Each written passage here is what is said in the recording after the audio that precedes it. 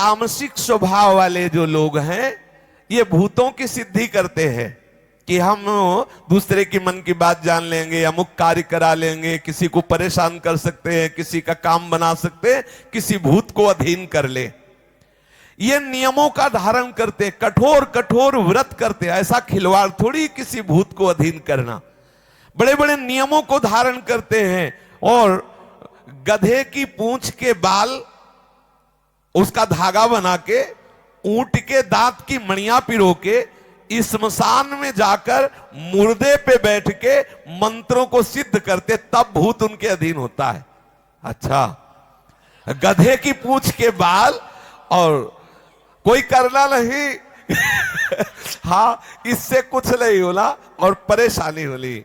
बोले बाबा ने बता तो दिया, गधे के पूंछ के बाल का धागा और ऊंट के दांतों की मणियां पिरोकर रात्रि में स्मशान में जाकर मुर्दे पे बैठ के मंत्र का जपना, उससे प्रेत सिद्ध होता है। मांस मदिरा आदि अपवित्र चीजें भूतों के पूजन में आती हैं।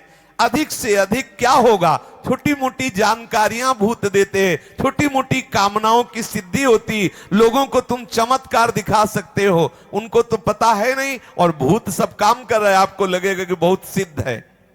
मरने के बाद उसे भूत बनना पड़ता है। जो भूत की उपासना करता है उसे मरने के बाद भूत बनना पड़ता है। इसलिए यहां कहा गया कि भूतों का पूजन करने वाले भूत को प्राप्त होते हैं, प्रेतों का पूजन करने वाले प्रेतों को प्राप्त होते हैं।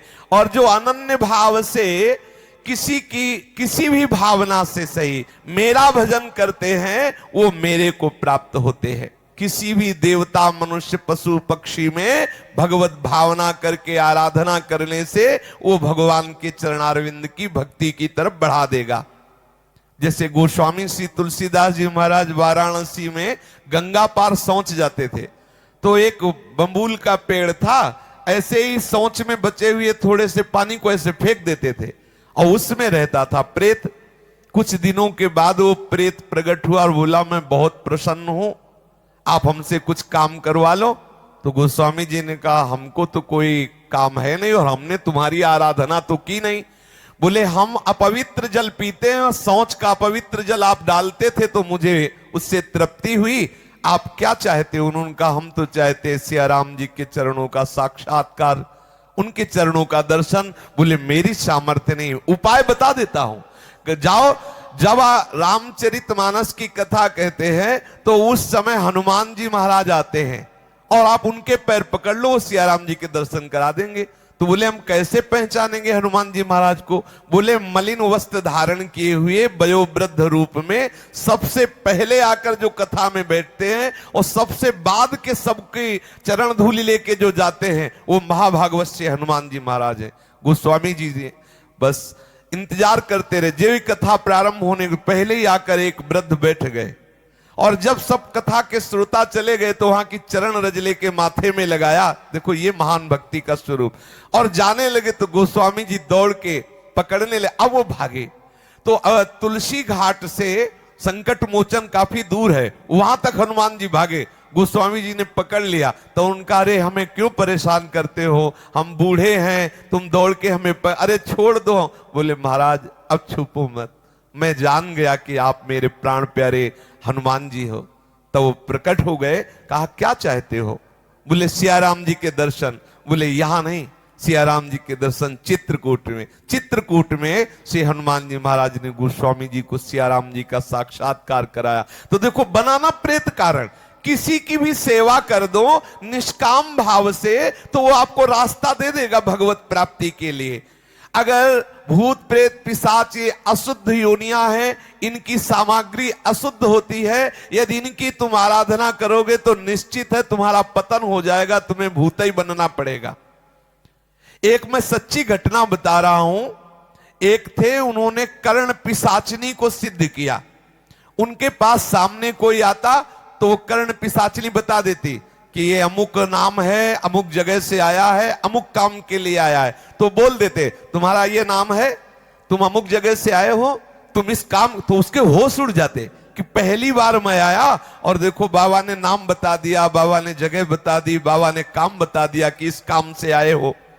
बिना पूछे बता, लाखों की भीड़ उनसे जुड़ने लगी, क्योंकि सबको लगता कि भजन से सिद्ध हुए हैं और उनको एक पिशाचिनी सिद्ध थी।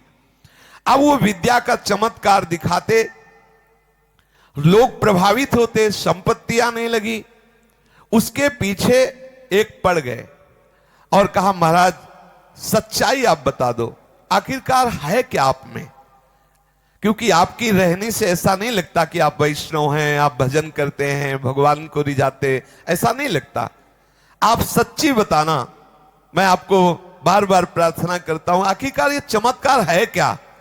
तब उन्होंने कहा मुझे एक पिशाचिनी सिद्ध है और मैं कान में बिष्ठा लगाए रहता हूं, बिष्ठा टट्टी यहां, और उसी पे बैठ करके वो कर्ण पिशाचिनी सब बताती है, गंदी चीज पे बैठ करके वो सब मेरे कान में बता देती है। उस विष्ठा के स्थान में वो कर्ण पिशाचिनी आके बैठती है और वो हमें कान में सब बताती। कोई भी जब आता है मैं उसका परिचय जान जाता हूं, क्योंकि वो पिशाचिनी बता देती है। तब उन्होंने कहा तुमको भी पता है कि तुम कब मरोगे। वो प्रश्नकर्ता ने कहा तो तुमको पता है कब मरोगे और कैसे मरोगे, कर्ण पिशाचिनी से ये भी तो पूछ लो। तो इस पर उसने कहा, तो उन्होंने बताया कर्ण पिशाचिनी के कि तुम नर्मदा किनारे मरोगे। तब उनको लगा कि ठीक है, नर्मदा के तट पर या नर्मदा में मरना, तो गंगा ही है नर्मदा जी, भगवत स्वरूप है। अब जब उसके शरीर शांत होने का समय आया तो वो भागा, लेकिन नर्मदा जी नहीं पहुंचने पाया। बीच में ही उस कर्ण पिशाचिनी ने उसे मार दिया और कहा दुष्ट, जीवन भर तूने मेरा प्रयोग किया है, अब जीवन के बाद मैं तेरा प्रयोग करूंगी, अब तू मेरी आज्ञा में बने, पिशाच बन और मेरे साथ रहे। कर्ण पिशाचिनी ने उसे नर्मदा जी नहीं जाने दिया, मार दिया।